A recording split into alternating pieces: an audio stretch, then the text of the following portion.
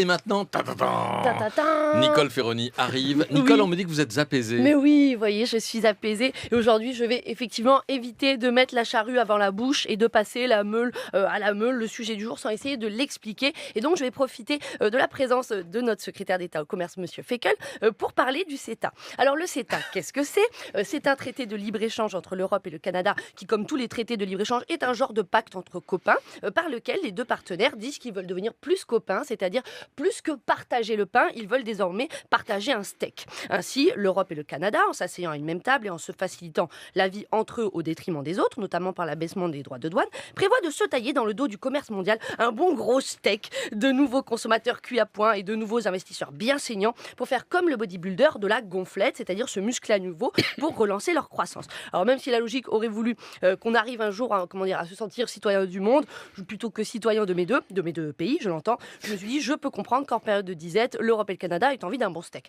Bon, par contre, la chose que je ne comprends pas, en regardant le steak du CETA, Monsieur Feckel, c'est pourquoi ont-ils choisi de laisser le ténia dedans ? Car dans le steak du CETA, il y a un ténia, un ver solitaire. Alors quand je dis ver solitaire, je ne parle pas d'un écologiste qui se serait perdu tout seul. Je parle de ce parasite qui s'enquiste dans la viande de porc ou de bœuf et qui fait que lorsque l'homme mange la viande infestée, au lieu d'être nourri par elle, par ses protéines et les vitamines contenues, s'en fait déposséder par le parasite qui en bénéficie. Et pour moi, le CETA, voilà, dans le CETA, il y a justement ce parasite sous la forme de ce dont vous avez parlé, les tribunaux d'arbitrage. Alors, vous savez, les tribunaux d'arbitrage donc, sont au-dessus des États et ils pourront être saisis par les investisseurs étrangers pour attaquer les États s'ils estiment qu'un changement de loi porte trop de préjudice à leur bénéfice. Et pour moi, je me dis, le ver est dans la viande. Et vous allez me dire, mais non, Ferroni, bien sûr, ces tribunaux sont des vers, mais rassurez-vous, ce ne sont pas des ténias, ce sont des appâts. Ce sont juste des vers appétissants qu'on met au bout d'une ligne en vue d'attraper ces gros poissons qu'on appelle investisseurs. Car pour appâter le gros investisseur, rien ne vaut un système juridique qui le rassure et qui lui dit que s'il y avait un changement de loi d'un État qu'il venait à le léser, il pourrait être compensé.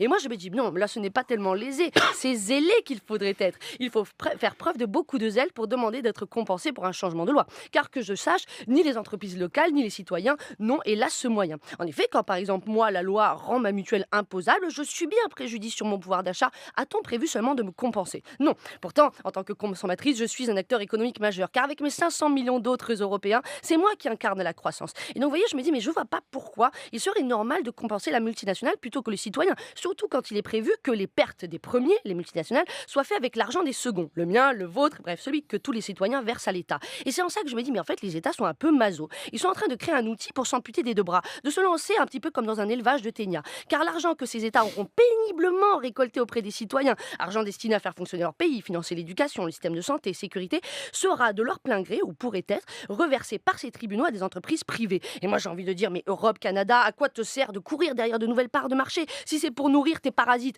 Moi, si j'ai envie de manger un bon steak, jamais je ne laisserai le ténia avec. Et du coup, Monsieur Feckel, puisque je me disais, voilà, puisque nous, les citoyens, nous sommes visiblement tellement forts qu'on nous croit capables d'absorber le choc des changements de loi sans broncher, tout en jouant la béquille des petites multinationales blessées, je me disais, mais peut-être inspirez-vous de cette force pour aller justement au prochain conseil interministériel du commerce, la tête haute et le couteau aiguisé. Et vous allez dire, nous ne laisserons pas les Wallons être Gaulois à notre place. Intraitable avec ce traité du CETA, je serai le boucher, mais une boucherie de qualité. Et non, car Feckel.